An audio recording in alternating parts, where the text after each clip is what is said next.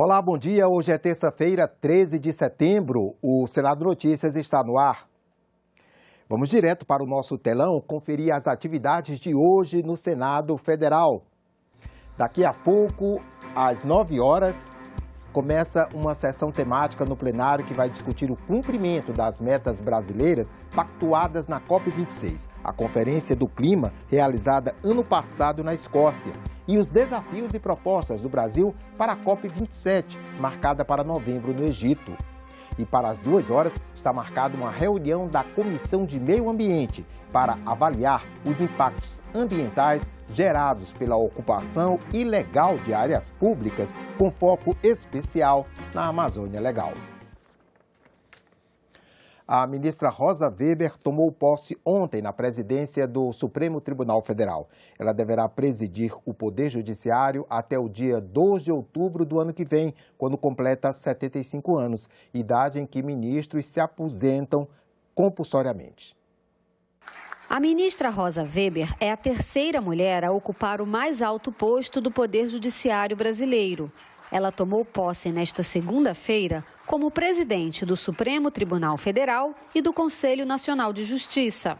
A sessão solene teve a presença do presidente do Congresso, senador Rodrigo Pacheco, e de outras autoridades da República. Prometo bem e fielmente cumprir os deveres do cargo de presidente do Supremo Tribunal Federal e do Conselho Nacional de Justiça, em conformidade com a lei e em conformidade com a Constituição e com as leis da República. Logo em seguida, o ministro Luiz Roberto Barroso foi empossado como vice-presidente. Prometo bem e fielmente cumprir os deveres do cargo de vice-presidente do Supremo Tribunal Federal e do Conselho Nacional de Justiça, em conformidade com a Constituição e as leis da República. Rosa Weber é gaúcha de Porto Alegre, tem 46 anos de carreira na magistratura, onde começou como juíza do trabalho substituta em 1976. Foi ministra do Tribunal Superior do Trabalho de 2006 a 2011, até ser nomeada para o STF. Foi presidente do Tribunal Superior Eleitoral de 2018 a 2020.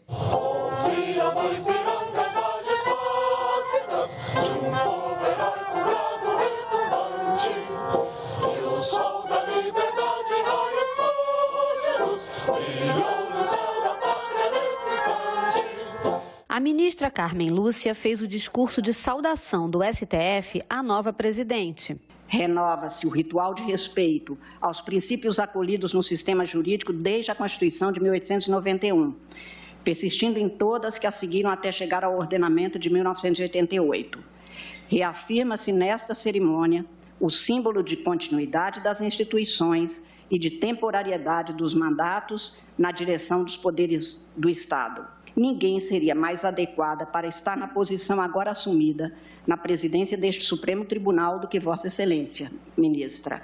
Magistrada séria, responsável, democrata, que conduzirá com a prudência inerente à República e com a decência própria à virtude democrática a gestão da coisa pública no espaço do Poder Judiciário. No discurso de posse, Rosa Weber ressaltou pontos como a igualdade entre os cidadãos brasileiros e a importância do Estado laico.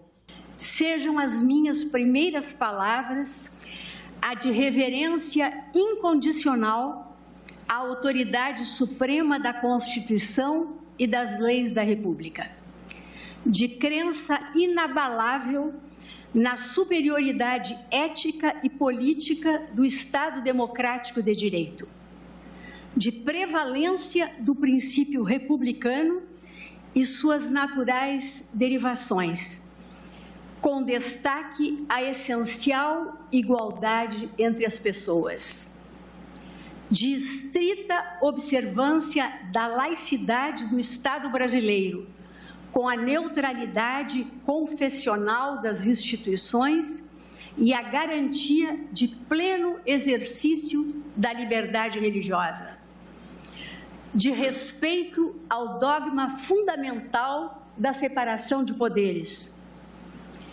de rejeição aos discursos de ódio e repúdio a práticas de intolerância enquanto expressões constitucionalmente incompatíveis com a liberdade de manifestação do pensamento. E de certeza de que sem um poder judiciário independente e forte, sem juízes independentes e sem imprensa livre, não há democracia.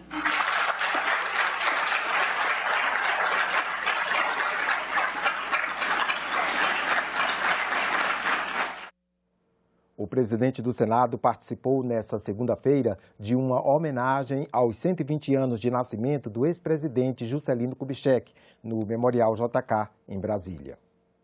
Há 120 anos, nasceu no município mineiro de Diamantina o ex-presidente do Brasil, Juscelino Kubitschek, que fez de Brasília a capital do país e implementou o Plano de Desenvolvimento 50 anos em 5. Para marcar a data, houve uma cerimônia de homenagem no Memorial JK, em Brasília, com a participação de diversas autoridades e do presidente do Senado, Rodrigo Pacheco. Ele disse que, se estivesse vivo, Juscelino estaria trabalhando pela democracia e pela união nacional. A maior coragem que se revela como necessária no Brasil hoje é a coragem de ser capaz de unir o povo brasileiro em torno de um projeto comum que certamente, se Juscelino Kubitschek aqui estivesse em 2022, estava preocupado e ocupado, sobretudo, nessa união nacional para que, a partir desse planejamento, pudéssemos reconstruir o nosso país. Formado em medicina, Juscelino foi prefeito de Belo Horizonte, deputado federal e senador, além de presidente da República. Com o golpe militar de 1964, foi exilado na Europa e nos Estados Unidos. Voltou ao Brasil e foi preso em 1968, na decretação do AI-5. Morreu em 1976 num acidente de automóvel na rodovia Presidente Dutra, altura do município de Resende, no estado do Rio de Janeiro. O Supremo Tribunal Federal continua nesta semana a julgar o Piso Nacional da Enfermagem, aprovado pelo Congresso, mas suspenso por uma liminar do ministro Luiz Roberto Barroso. O presidente do Senado, Rodrigo Pacheco, procura fontes de custeio para o piso. O Piso Nacional para os profissionais da enfermagem foi aprovado em julho e sancionado pelo presidente Bolsonaro no início de agosto. Pela lei, os novos valores para os setores público e privado começariam a ser pagos no início de setembro. Mas o ministro Luiz Roberto Barroso suspendeu a aplicação da lei depois de julgar uma ação da Confederação Nacional de Saúde, Hospitais e Estabelecimentos de Serviços, CN Saúde. As instituições alegam que o piso é insustentável e indicaram a possibilidade de demissão em massa e de redução da oferta de leitos. Esse economista defende que é preciso uma previsão orçamentária para garantir a implementação da lei. Existe orçamento suficiente para isso, porque o que não se pode é ter a continuidade de profissionais que são essenciais no serviço e no atendimento de qualidade da saúde do nosso Brasil, serem remunerados com valores insuficientes e injustos, certo, para a atividade tão relevante que eles exercem. Profissionais da área de enfermagem de todo o país iniciaram mobilizações pela manutenção da lei. Acreditamos que essas mobilizações elas são importantes para sensibilizar o STF, mas além disso, é importante que a categoria esteja mobilizada de forma permanente para que o Congresso aprove as fontes de custeio e os empregadores reconheçam de forma definitiva a necessidade, a importância de aplicar o piso salarial nacional da categoria.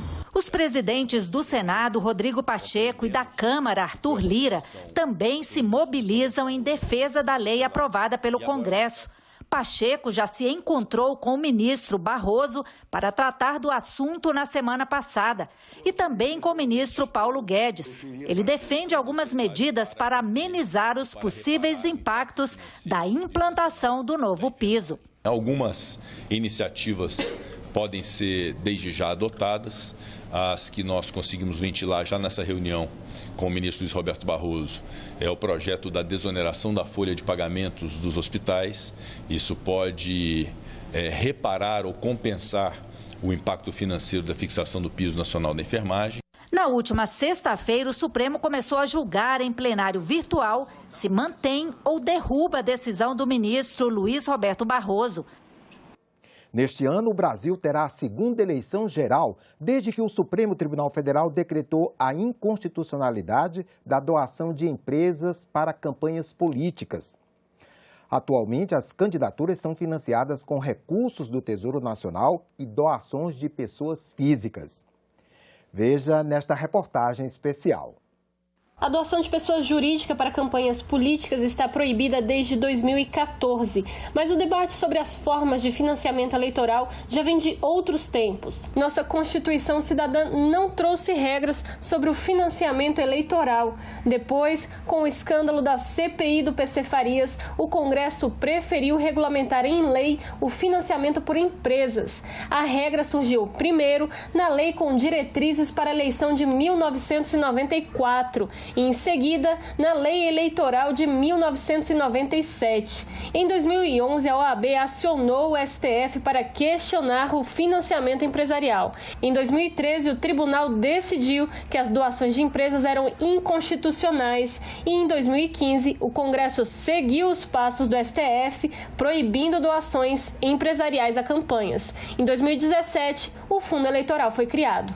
A maior crítica às doações de empresas é que a prática submete a democracia ao poder econômico. Na prática, o que havia é que alguns bancos e algumas grandes empreiteiras faziam os grandes financiamentos, tanto para partidos governistas quanto oposicionistas. Financiavam e assim mantinham uma influência muito grande sobre a formação do Congresso Nacional, além do Poder Executivo, né?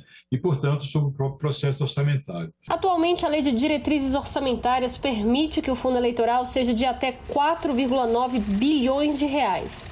Certamente, o financiamento de campanhas utilizando recursos públicos gera uma polêmica.